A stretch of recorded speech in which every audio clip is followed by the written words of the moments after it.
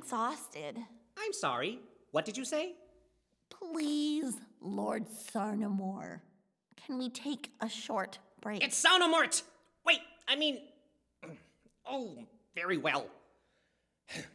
I should consult my Darkicle anyway, to see how the war effort is going. Darkicle. Dorkicle, more like. What was that?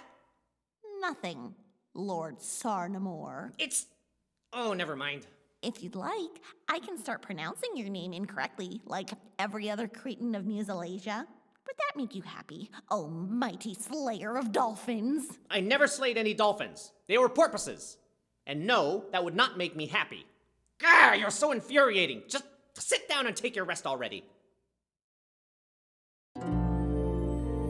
Oh, mighty Darkicle, seer of all, tell me, how goes the war against Murdolfdor's white and highly immense tower of epicness?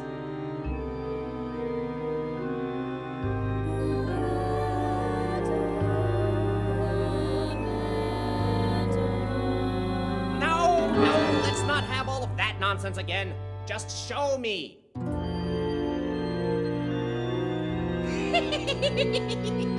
Ha! Excellent!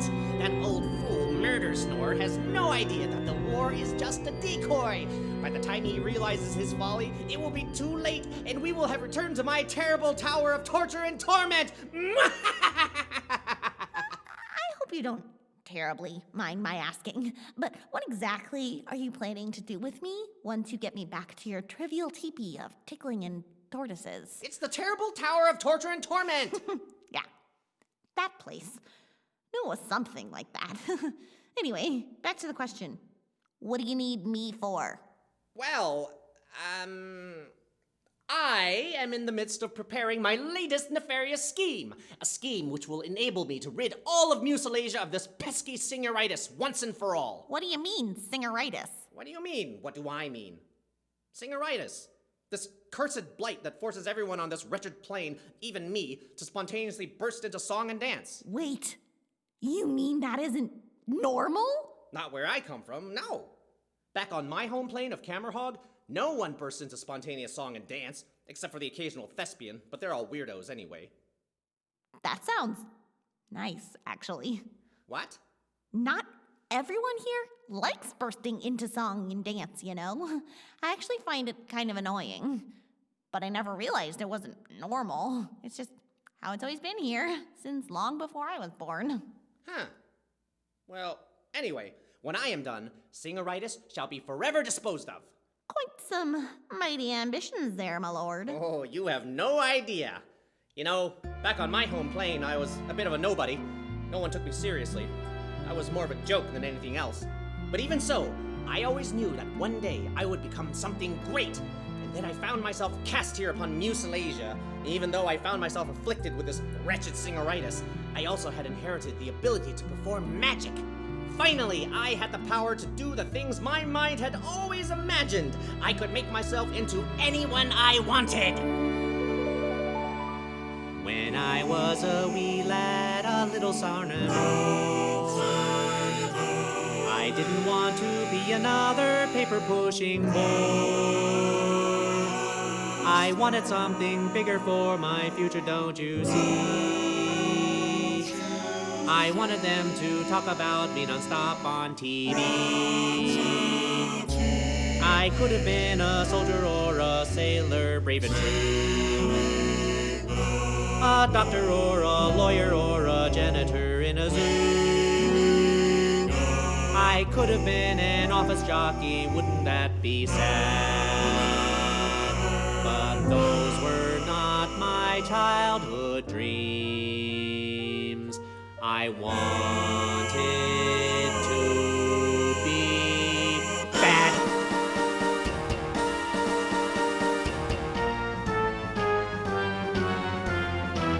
Listen here, Absidy. I am going to school you. That's not really necessary, my Think lord. of all the villains in the stories you grew up with. I intend to top them all, their legend I'll dispense with. Those wicked queens and stepmothers, the witches east and west, they all will bow before me once they realize I'm the best. Saurnimort and Voldemort, I think they've had their fun, but the most evil villain, I'm the one. My lord, please, you really don't need to... In school you learned your history, the good guys and the bad. The villain's deeds were so pathetic, they just make me sad. Like Genghis Khan, he conquered all, Eurasia was his home. But Kublai Khan had modest goals, a stately pleasure dome. Attila, Hitler, Kim Jong-il, they tried and failed to be the most evil villain. Can't you see? I don't know who any of these people are, but if you would just If listen... my evil scheme proceeds according to my plan, these mucilation idiots will never sing again. And best of all, old murder snore will trouble us no more. I'll be the king of evil in all future evil lore. My lord, I agree with you. I think you raised some good points, My dream and... may not be modest, but I know it can be done. The enemies I've had before, I've always made them run. My name alone is something mucilations dare not say, and soon they'll bow before me as I send them on their way. When my evil scheme is through, the whole world's going down. The most evil villain takes the crown.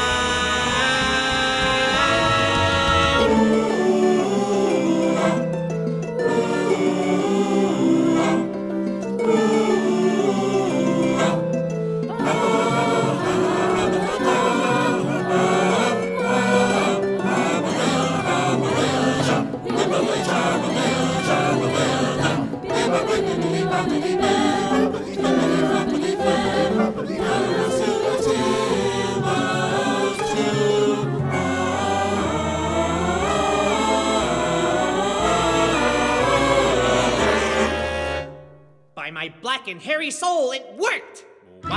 So now you see what I can do. The powers that I hold will help me write the greatest evil story ever told.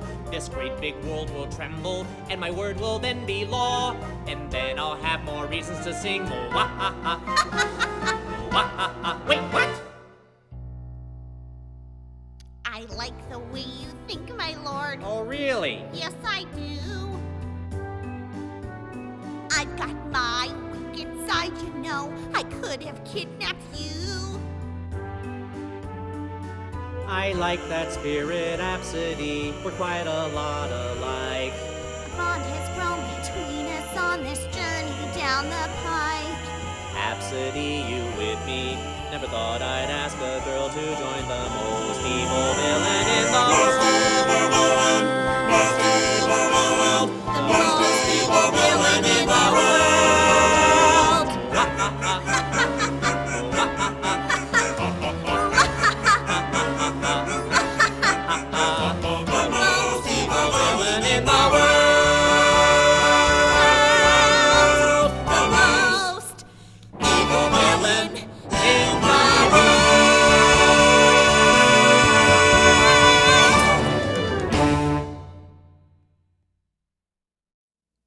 Surprise me, Absidy.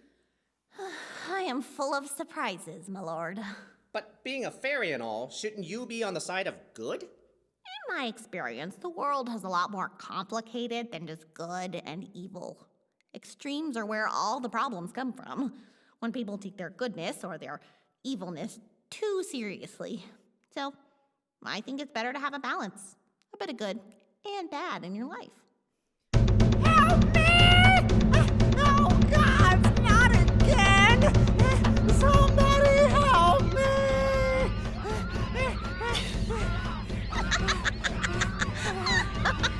Oh, Larry, you've got to be kidding me. Oh, you silly, silly thing. They're just nomadic vampire bunnies. Boom! Larry, you really are too much. Wait! Oh my God, I'm an effing genius. It's falling through!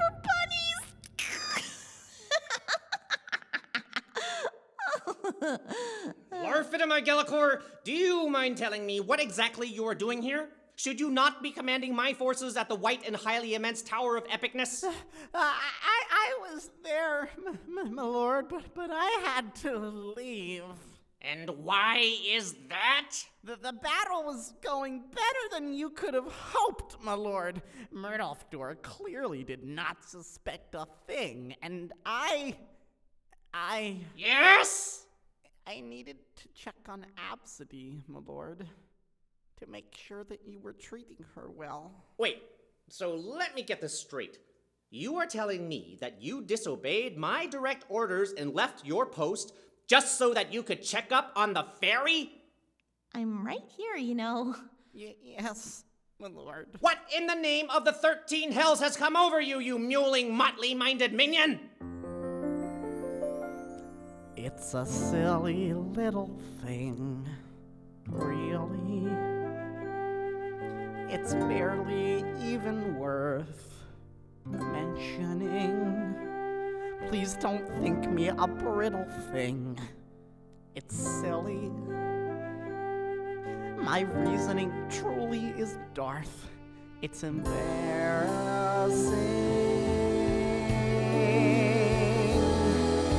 A name, what's in a name? An arbitrary assignation given to you by two people who didn't even know you yet. All the same, it's a name, and it somehow becomes your foundation, so it shouldn't be all that easy to forget. When you live your whole life with no one knowing your name, you learn to appreciate what a wonderful thing it is. When even your mother can't remember your effing name, you want to shout to the world, it's my name, not a pop quiz.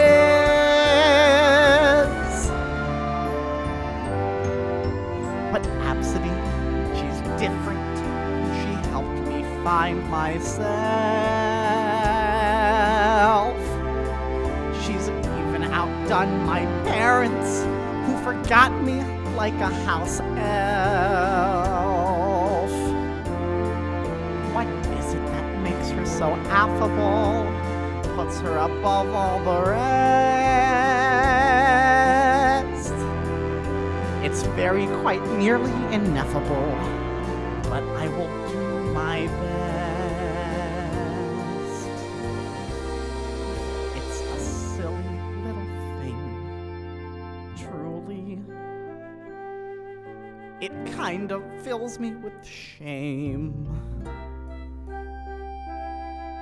It's such a simple thing, actually. It's because she knows my name.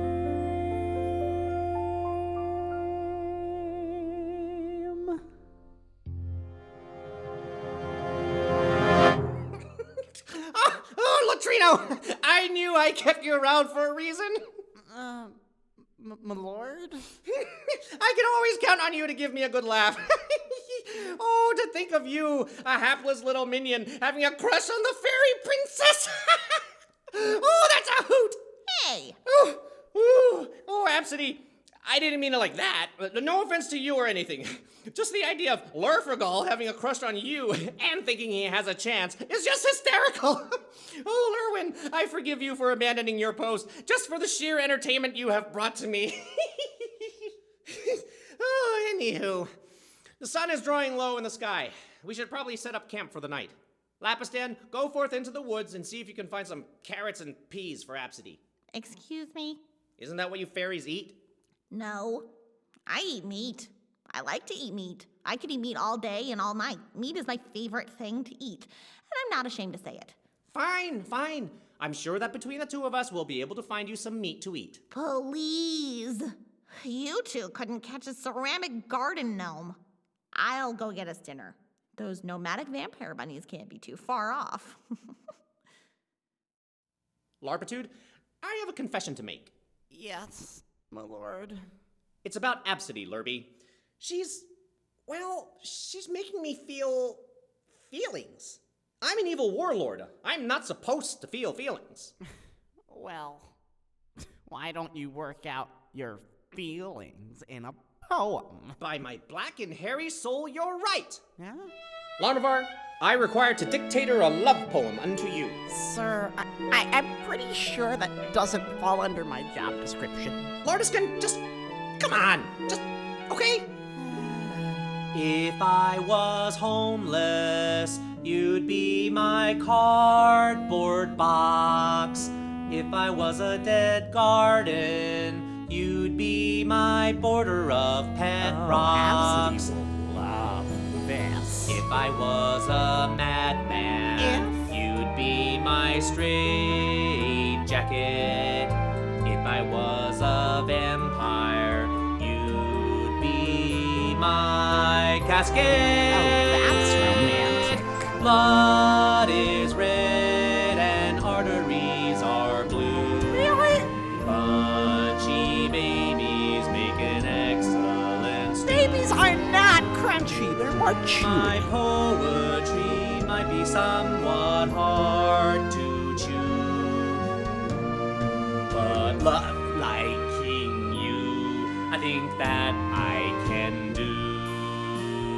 Oy vey, Maria, Dios mío! Sir, are you sure this is a good idea? Maybe it would be better if you just, I don't know, just left a severed peregrine head on her doorstep or something. Larsenor, just come on, just jeez. If I was a Time Lord, you would be my TARDIS. If I was a Cornea, you would be my Arcus. If I was a traveler, you would be my roadside inn. If I was Buffalo Bill, you would be my victim skin. You're lovely like a I sonnet. think I'm gonna vomit. I want you around me all the time. Cause that's not at all stalkery. Even if you were to become a mime. Just as long as it's not a clown. I must admit I'm not too great at rhyme. That's the only true thing you've ever said. I'm much more at home with dastardly deeds and crime. If you were a fruit bowl, I'd be your banana. The phallus. If you were a grave, I'd be your dead nana. What? If I was athlete's foot, you'd be my cotton sock. If you were a rooster's coot, I would be your cock. Liver is red, Malaysian coral snakes are blue. I hope this poem doesn't make you spew. Too late. Good thing ice cream tastes good on the way up. Liking you, I think that I can do. Liking you, I think that I can do. How will she ever be able to resist? Oh, sorry. I love it. That's the most romantic thing anyone's ever done for me. Really? Really? Yes, sorry. Really. Sorry. I'm not so sure about this nickname, Absidy. Don't quit while you're ahead, you big softy. I admit, I've been having feelings for you too. I just didn't know how you felt. Paging Dr. Stockholm. I have another confession to make, Absidy. The original reason I kidnapped you is because I needed the still-beating heart of a fairy to complete my feverish fermentation. But I don't think I can do it anymore if it means killing you. You know, I think the spell is actually already working. You were, after all, able to make the fairy folk back there stop singing. Maybe it's because you already captured my still beating heart. You may be right. Oh, sorry. Guys, I'm right here.